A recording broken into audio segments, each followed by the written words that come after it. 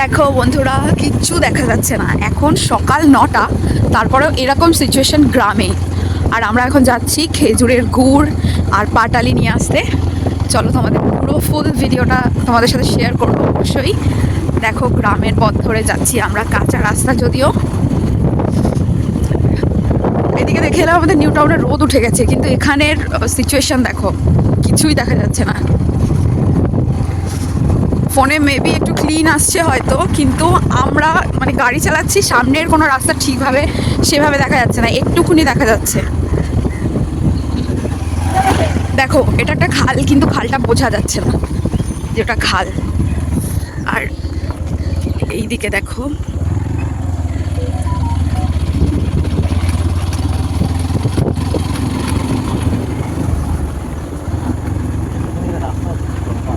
কোনো রাস্তা বোঝা যাচ্ছে না, সাইডের রাস্তা, সর্ষের ক্ষেত।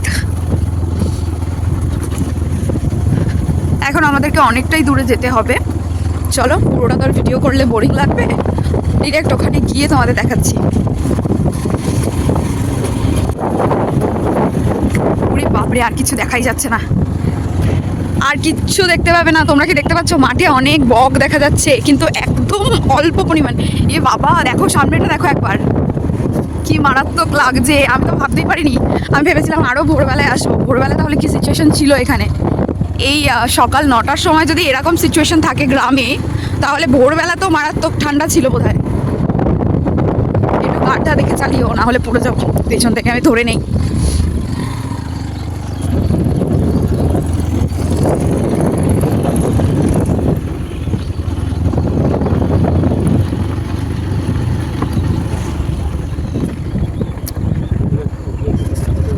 এখানে একটা ক্ষেত আছে, আমরা আগের বার এসেও দেখেছি।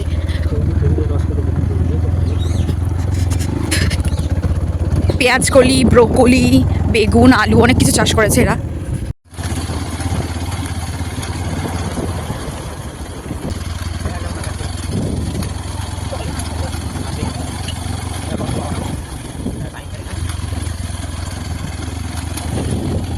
গ্রামের মেঠো পথ ধরে এগোতে এগোতে যখন এরকম সর্ষের ক্ষেত বা কোনো ক্ষেত দেখা যায়, দারুণ লাগে।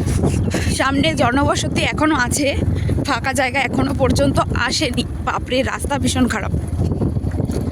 এই দেখো ছাগল, কিউট ছাগল। এখানে বেশ বড় একটা পাঠশালা বসে বন্ধুরা, এর ওপরে এভাবেই বসে নিচে মাদুর পেতে, কিন্তু তোমাদের আজকে দেখাতে পারলাম না, আজকে সানডে, সো আজকে ছুটি। এটা হলো গ্রামের সেই প্রাচীন পাঠশালা, যেখানে গ্রামের বড় দাদা দিদিরা যারা কিনা শিক্ষিত অথবা কলেজে পড়াশুনো করছে, তারা কিন্তু এই পাঠশালাগুলোতে ছোট ছোট বাচ্চা কাচ্চাদের কম পয়সায় পড়িয়ে থাকেন। তো আমরা সেই পথ ধরেই এগিয়ে চললাম, আর চওড়া রাস্তা থেকে একদম সরু মাটির রাস্তায় গিয়ে পৌঁছলাম। দেখতেই পাচ্ছ আমাদের নিউ টাউন লাগোয়া কিন্তু কোনো গ্রামগা নেই, তোমরা জানোই যারা নিউ টাউন চেনো। তাই সত্যিই মাঝে মাঝে ভীষণ মনে হয় যে এক ছুট্টে কোনো গ্রামে চলে যাই আর সেখানে গিয়ে কিছুদিনের জন্য থেকে যাই, ভীষণ ভালো লাগে।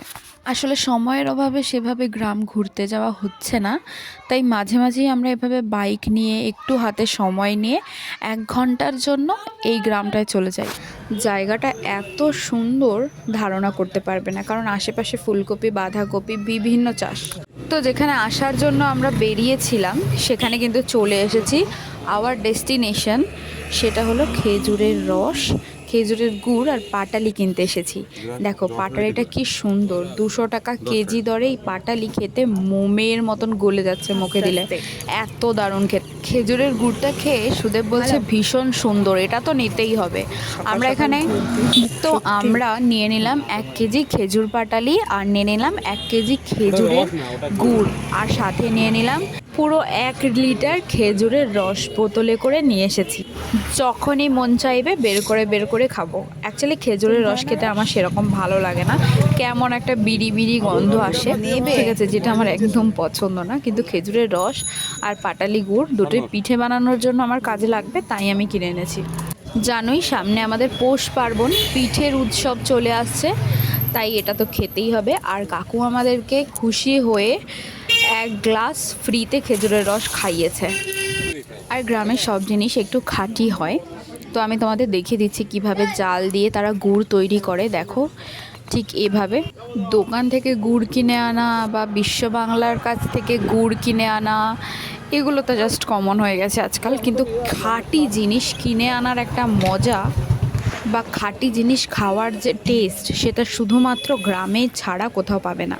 তো ব্যাস আমরা গুড়টা ঢেলে নিয়ে মাপিয়ে টাকা পয়সা দিয়ে কমপ্লিট করে এবার বাড়ি ফিরে যাচ্ছি। আজকের মতন এটুকুই। ভিডিওটা ভালো লাগলে like comment share and subscribe করে দিও আমার চ্যানেলটাকে।